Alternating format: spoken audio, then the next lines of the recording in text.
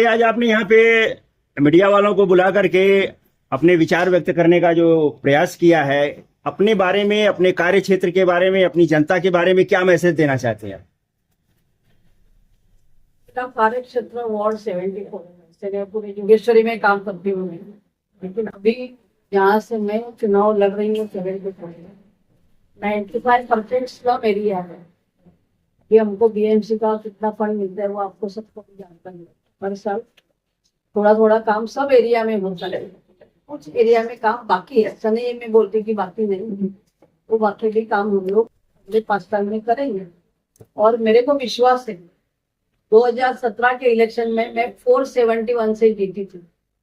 ये समय कम से कम 2 से 3 हजार वोट से मैं जीतने वाली। तो इतना लोगों का मेरे को विश्वास है, लोगों का प्यार है, इसके लिए आप सबको भी आज बुलाया है। आपके बारे में कुछ गलतफहमी लोगों द्वारा बनाई जा रही है, कुछ अफवाह उड़ाई जा रही है कि आप काम नहीं किए, कोरोना में आप लोगों से दूर रही, क्षेत्र में जाकर के जनता का सुख दुख नहीं जाना है आपने। इस पर आप क्या, अपने बारे में क्या बताना चाहिए? कोरोना का तो विषय अच्छा है।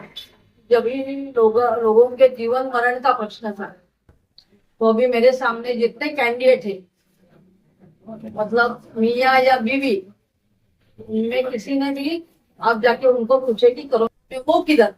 मेरा तो इधर बाजू में वैक्सीनेशन सेंटर था। अब पब्लिक को पूछेंगे तो पब्लिक बता देगी कोरोना में मैडम किधर थी। आर्सेनिक एल्बम, खाना, वैक्सीनेशन, लोगों को ट्रेन में बिठाने का, ये सब काम मैंने किया है। फिर आप एरिया में जाके पूछ। आपकी ही पार्टी के कुछ कार्यकर्ता जो नए पुराने जो आए हैं आपकी पार्टी में, उन्होंने आपके खिलाफ एक तरह से बगावत शुरू कर दी है, आपके खिलाफ जो है दुष्प्रचार कर रहे हैं। इस पर आप क्या कहना चाहेंगे? मेरे को ना ये सबकी अभी आदत हो गई। 2002 से मैं चुनाव लड़ रही हूँ, तो कैसे है मालूम है, सामने सामने लड़ने की किसी में हिम्मत नहीं है, तो नीचे से वार करने वाले हमारे पास ही भी है। तो 16 तारीख को उनको समझ जाएगा क्या है। सुनील जी, आप आरपीआई के एक अच्छी पोस्ट पर हैं, अच्छे कार्यकर्ता हैं।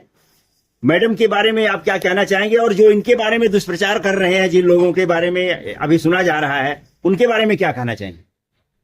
देखिए, अब बात जो है फेक नैरेटिव की, तो आपको आप पत्रकार है, आप सभी भाइयों को अच्छी तरह से पता होता है कि जो अपना प्रतिस्पर्धी होता है, तो वो प्रतिस्पर्धी का इलेक्शन में गुणगान तो कोई करता नहीं कि मेरा प्रतिस्पर्धी मुझसे बहुत बेटर है जी, और आप इसको वोट करिए या फिर उसको बहुसंख्या से आप जिताइए, ऐसे तो कोई बोलेगा नहीं। तो इसमें एक बेसिक लोग का एक फॉर्मूला होता है कि सामने वाले हमारे जो प्रतिस्पर्धी उम्मीदवार जो है, उनको किस तरह से हम उस पे एलिगेट करें, किस तरह से हम फेक नैरेटिव सेट करें जिससे उसको एक बहुत नुकसान हो। तो ये सारी बातें झूठी है।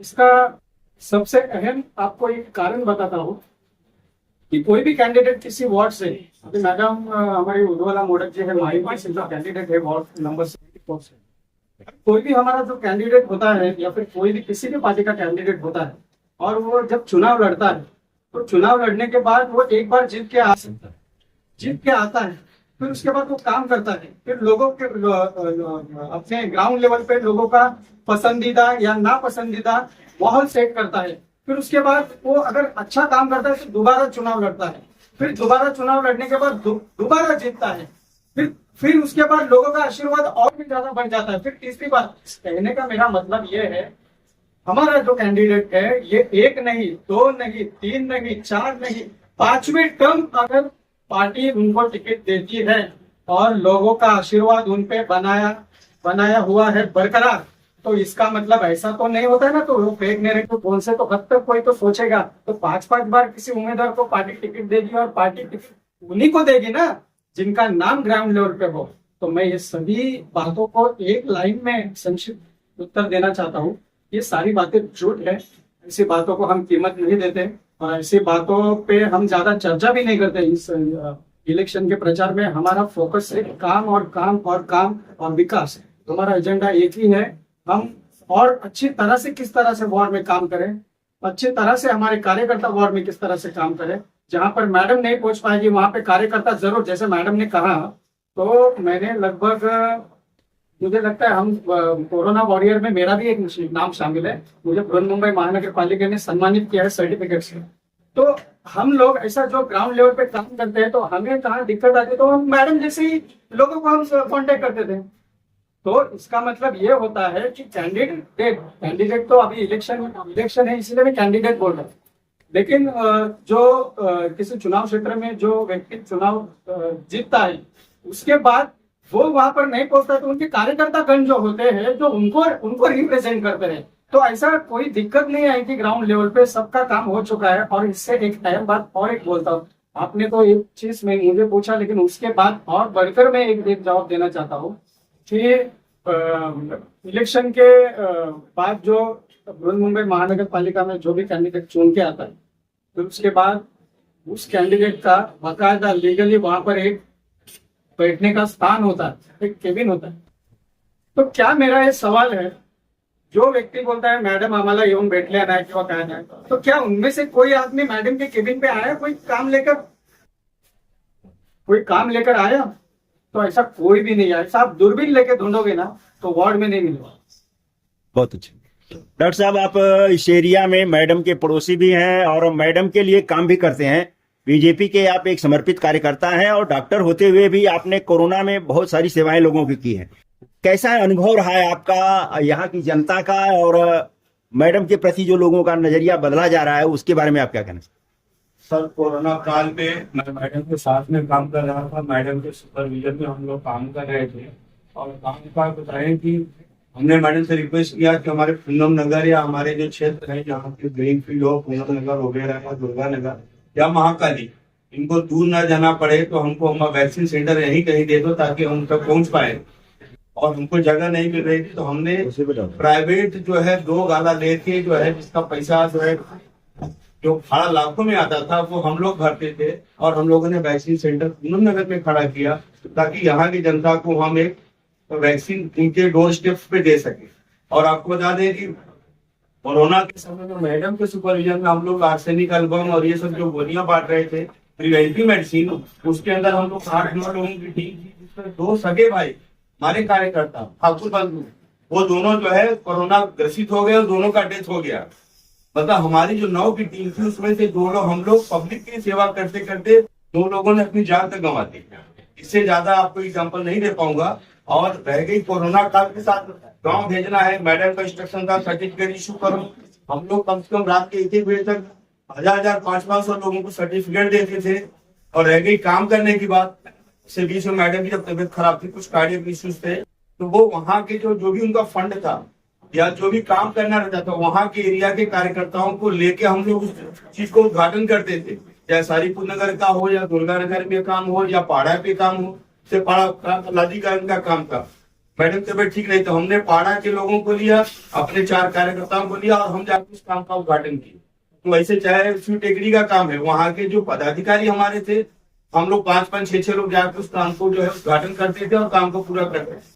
जो अभी किसी ने बोला कि 9 काम बताएं, तो मैं तो 170 काम की लिस्ट लेके घूम रहा हूँ बाकायदा पेज वाइज। किस तारीख को बीएमसी का फंड है, इसमें मैडम के फंड का भी है और बीएमसी का डायरेक्ट फंड का भी है, जो कि मैडम के रिक्वेस्ट पे काम हुआ। 170 काम की लिस्ट मैं लेके घूम रहा हूँ कि जो अपोजिशन में कोई चाहे तो आप इसको देखिए कि हमारे 74 वार्ड में हमने काम किया है कि नहीं किया है। जहाँ दुर्गा नगर का काम है या गौतम नगर का काम है, तो अगर मैडम नहीं पहुंची है तो हमने वहां की टीम, मैं रिप्रेजेंट किया हूँ या हमारा जो वार्ड का अध्यक्ष रिप्रेजेंट किया है, वहां की हमारी महिला कार्यकर्ताओं ने रिप्रेजेंट करके हम लोगों ने उस काम को किया है। आज उस काम का हमको इतना भरोसा है, इसलिए आज हमारी जो है, पिछले आपने देखा होगा भी हमारी आज रैली सारीपुर नगर में होके आई, हजारों की संख्या में लोगों का प्यार हमको मिल रहा है। और हमको पूरा विश्वास है कि आने वाले समय में हम कम से कम 2,500 से 3,000 मतों से हम लीड करके इस वार्ड को पुनः मैडम के जो है हाथों में सौंपेंगे, ताकि आगे 5 साल हमारे इस वार्ड का अच्छा सा विकास हो। अगर मैडम जीत करके आती हैं तो आपकी प्राथमिकताओं में कौन कौन सा एरिया और कौन कौन सा काम रहेगा? क्योंकि लोगों की शिकायत जो है गटर, नाला, सड़क, ये सारी चीजें हैं। मेट्रो जीत के आने के बाद हमारा वार्ड प्रताप नगर से चालू होता है। प्रताप नगर से उनका SRA का बहुत बड़ा इश्यू चल रहा है। मतलब अभी मैं घूम रही तो लोगों की खाली इच्छा है कि हमको छोटा सा भी लेकिन अपना घर चाहिए। तो अपना बहुत सारे प्रोसीजर चालू हो गए, बाकी है। दुर्गा नगर में इंग्लिश होने से उसका भी इश्यू चालू है। कल देवेंद्र जी मीटिंग में आए, हमारी पंचायत सभा हुई तो उनको वो इश्यू मिल गया। ऐसे मेजर एरिया में तो स्लम डेवलपमेंट का ही लोग बोल रहे हैं कि अभी हमको नाली कोबा गटर मत बनाओ, हमको अच्छा घर दे। ओके। तो हमारी ये इच्छा है कम से कम 2 साल के अंदर काम पूरा होने के लिए 6-7 साल लगेगा, लेकिन 2 साल के अंदर हम लोग 50% से ज्यादा एरिया में इस सारे डेवलपमेंट का काम चालू। जैसा कि कल मुख्यमंत्री जी, हाँ, इधर हिट करके बिल्डिंग है, उनके इधर रोड का इशू है। वो लोग जाते हैं तो उनके पास जाने के लिए रास्ता नहीं है, छोटा सौके है, वो वन वे है, बहुत जाम है।